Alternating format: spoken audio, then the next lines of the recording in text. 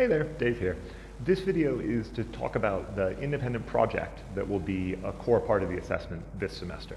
The independent project overall is going to be worth 1/3 of your semester's mark, and it's due quite soon. The final thing comes due at the end of week 5. So it's good to get a jump on it, get started. The first component of it is even due at the end of week 2. So this is something you should be thinking about right away. This video will help give an overview of what the project is, of the kinds of stuff that I'm looking for, and hopefully will get you off on the right foot. There's also an accompanying document. That document explains everything you need to know about the project. If you're happier reading that document, then feel free just to ignore this video. All I'm doing in this video is going over what's already there for you in the document. For the first 4 weeks of this class, we're going to be reading a book called Epistemic Injustice by Miranda Fricker. And it's that book that forms the topic of this independent project. This independent project is going to be something you're going to prepare to engage with some of the ideas from that book. The way in which you engage with the ideas from that book is going to be entirely up to you. And indeed, the form of the project is going to be entirely up to you. So while it's possible to do this project in the form of a traditional essay, that's something that's open to you, that's not required.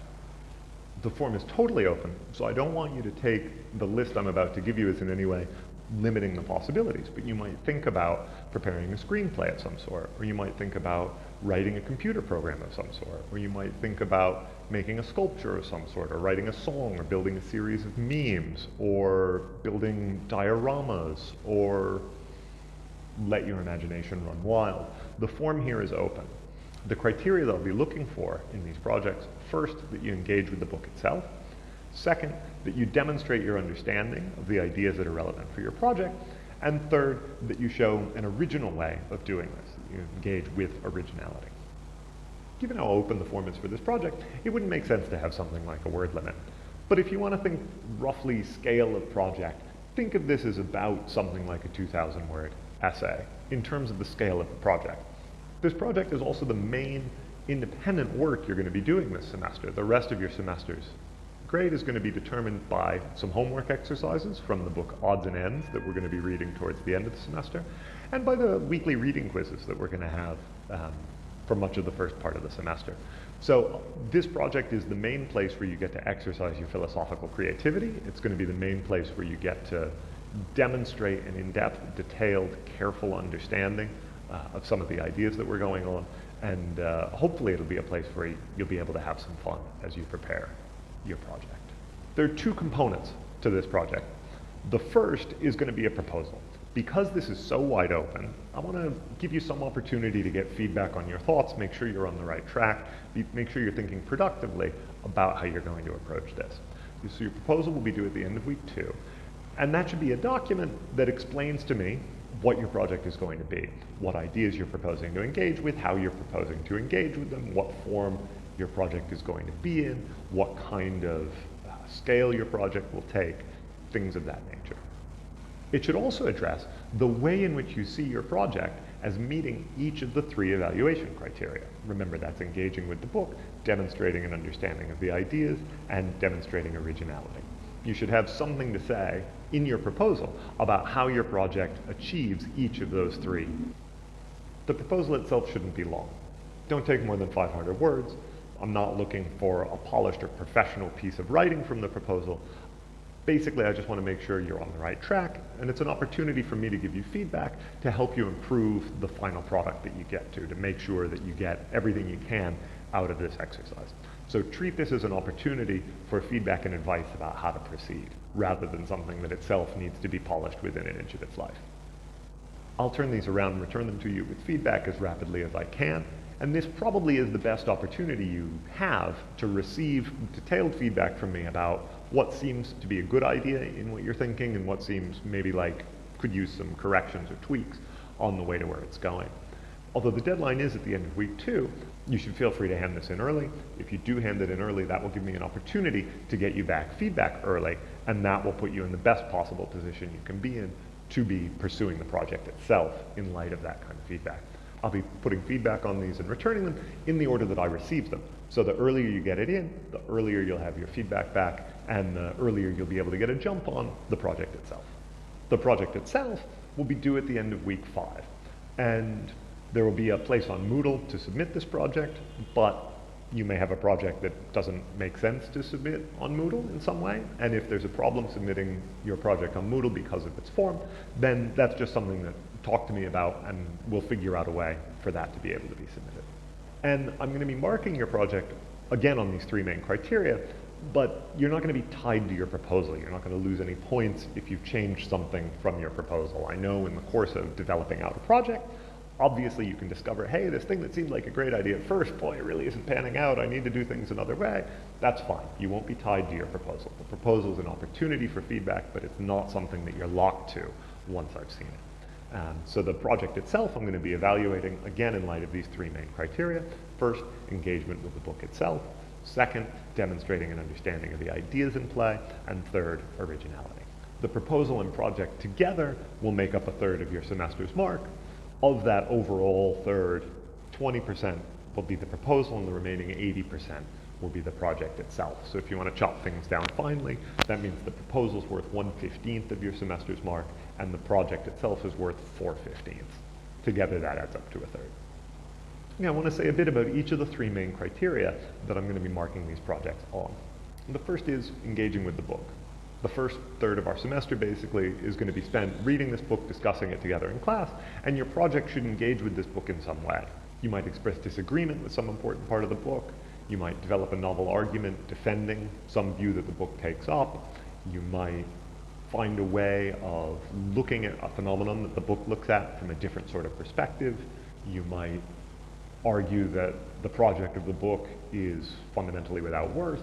You might do any number of things that engage with the book. It's important to note that engagement with the book requires really dealing with substantive ideas involved in the book itself. It can be pro, con, neither pro nor con, more complex in various ways. But what you shouldn't do is just say a couple of words that you found in the book and then go off on your own tangent. It's important to have a substantive engagement with something that really is central to the book. So for example, if you wanted to do a project that looked at something like hermeneutic injustice, while that comes up mainly only in the last chapter of the book, that's still a totally fine project because it is one of the central points of the book, is to lay out this kind of injustice. Even though most of the book focuses on testimonial injustice instead, still a project working on hermeneutic injustice would be totally workable. Or a project working on something to do with the state of nature reasoning that the book goes through in chapters 5 and 6, again, totally workable. So engaging with the book doesn't require you to summarize the entire book, engage with literally every idea in the entire book. It just means make sure you're dealing with something that's actually playing an important role for the book and not just a tangent. Towards the second criteria, demonstrating understanding. There's going to be a number of ideas involved in your project. Some, no doubt, will be from the book. Others probably will be something that you're bringing to the book. One of the things that you need to do is to demonstrate understanding of those ideas and demonstrate careful control over those ideas. I think you likely have an understanding of the ideas you're going to be drawing on. That's going to be part of what's drawing you to do the project you're doing rather than some other project. It's precisely because you do have an understanding of those ideas. But it's not enough to have the understanding of those ideas. That understanding has to be demonstrated in the work. I've got to be able to see that understanding of those ideas. And that understanding can involve real care, real precision, showing how things relate to each other very delicately. That's the kind of thing that can work to demonstrate understanding of these ideas. One thing you might want to consider when you're thinking about this criterion, demonstrating understanding of ideas, if your project is going in maybe a more artistic direction, maybe you feel like you want to leave some things unsaid or you want to leave some things implicit, that's the kind of thing that can create a valuable artistic effect, but it might hamper your demonstration of understanding of the ideas. Here's a way you might try to solve that. You might create the piece the way you want to create the piece, but also provide an accompanying document that explains why you created the piece in the way you did. That accompanying document can serve to demonstrate the understanding of the ideas without having to mess with your vision for what the central piece is.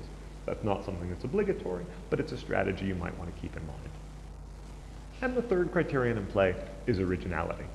As I hope is clear, there's a lot of opportunity for originality here, both in the form of what you're doing, which is wide open, and also in the substance of what you're doing, which can engage with this book in any number of different ways, gives you a lot of options there. You do have an option available to you to produce a traditional essay. That's not something that's in any way ruled out by this, but it would be something, if you were to go that route, you'd want to make sure that you're getting the originality in some other way, because a traditional essay as a form doesn't demonstrate a great deal of originality. So you'd want to make sure that the ideas are original, or that the way you're applying the ideas to the book themselves are original, or that you're achieving originality in some other way with that. On the other hand, because there's so much room for formal originality, you might find that you're achieving a great deal of originality just by virtue of the kind of project that you're doing. If you manage to demonstrate understanding of the ideas and engagement with the book by producing a series of memes, for example, it's almost certain that in doing that, you'll be achieving a relatively high level of originality, because that's just not something that's been done before. So you've got multiple different ways of making your project original. It can be original in just the kind of thing it is. It can be original in the way it engages with the ideas at its center. It can be original in featuring those original ideas themselves. It's just something you're going to want to think about as you're going about producing this project. So those are the three central criteria that I'm going to be looking at for these projects. First, they should engage with the book.